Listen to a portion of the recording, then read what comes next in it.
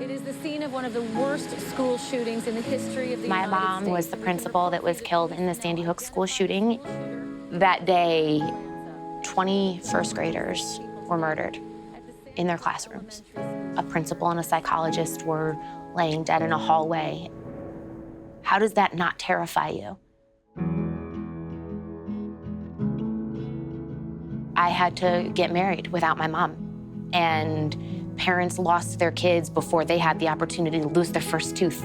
You can't ignore the pain of 20 sets of parents who are going through something like that. I kept thinking, where are we going as a nation when we're shooting down our children? It makes you want to help them, and it makes you want to make sure that nobody else has to do that. There have been so many moments like Sandy Hook that have just taken our breath away and brought us to tears. I didn't really know how to put it into words, and I saw somebody on Facebook that said it makes my heart bleed. And that is a good explanation for how it makes you feel.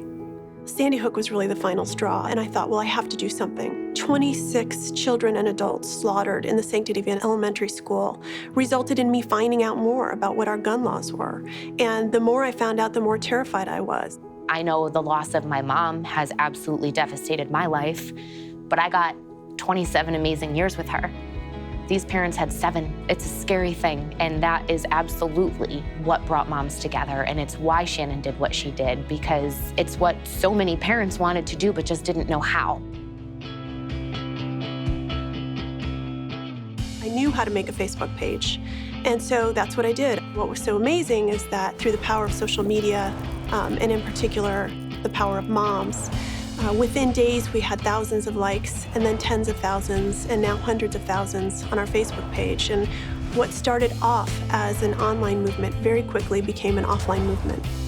The focus in the early days was, how do we become the Mothers Against Drunk Driving for gun reform? For the first time ever, many of us, including myself, were doing things like calling the offices of our members of Congress. We had what we call Moms Take the Hill Day. And nearly 200 moms showed up on their own dime in Washington, D.C. They flew in from all across the country. We had hundreds of meetings with their members of Congress to say, we want you to do the right thing on background checks. Universal background checks. That is one of the most common sense, easy, sensible things to do. When most of the citizens in the United States agree that just simple background checks are definitely a deterrent, that should be something that's relatively easy for our legislators to pass. It's a matter of public safety and common sense and responsible gun ownership. A background check takes 90 seconds of your life. Aren't those lives worth 90 seconds of your time to pass a background check? The Manchin Toomey bill, when it failed to pass, to see how legislators could hear the voices of people who had actually been personally affected by gun violence and hear that 90% of Americans support this very common sense bill that could save so many lives, and to ignore those voices. The amendment is not agreed to. The order in the Senate. On the one hand, it was devastating.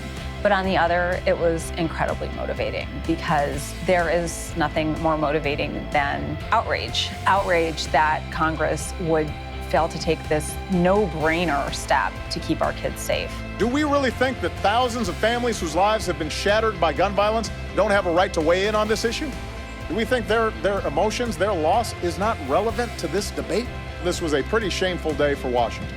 I think it will go down in history as being something that was shameful and resulting in unfortunately, the deaths of many Americans.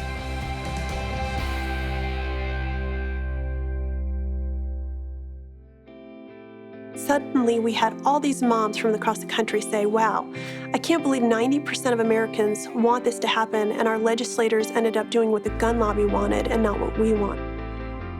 This is an emergency. We don't have time to wait. We don't have time to think about this. We have to act now. When women and mothers step up to the plate, change happens. While we're working on the federal level and at the state level to pass common sense laws, we're simultaneously asking for corporations in the U.S. to step up and immediately start to enact policies that keep communities and families safer from gun violence. Starbucks had recently enacted a policy to prohibit smoking 25 feet outside of their stores. Our perspective was, Secondhand bullets are at least as deadly as secondhand smoke, so we started pressuring them. We got moms to skip Starbucks. They would stay home on Saturday and post photos of themselves having coffee at home with little signs that said, I'll take my coffee with gun sense. And it was really powerful, and it really caught on. It took about 3 months, and eventually what Starbucks came out and said was, we do not welcome firearms in our stores. We do believe that guns should not be part of the Starbucks experience. We have had a chain of victories in our corporate campaigns, including Facebook, Instagram, Chili's, Sonic, Jack in the Box, Chipotle, Target.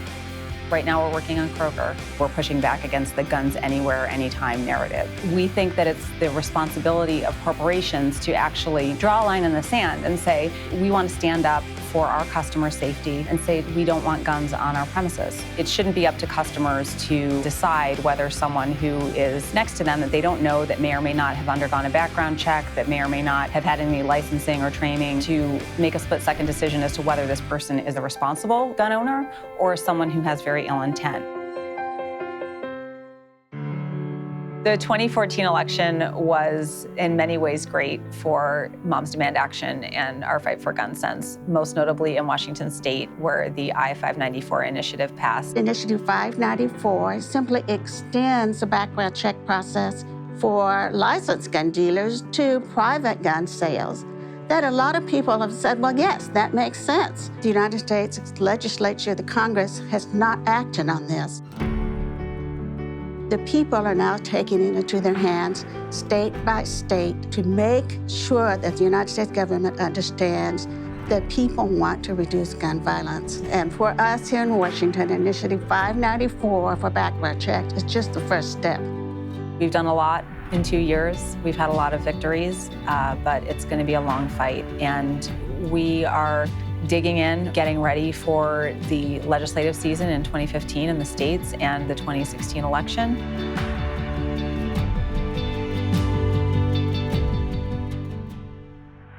They don't give up. Moms don't give up. And I don't know about you, but I've never said no to my mom because it's scary. We want to show the gun lobby that we are going to continue to go toe-to-toe with them. We aren't backing down. Everybody has incredible strengths, and they use those skills and strengths to further this really important cause.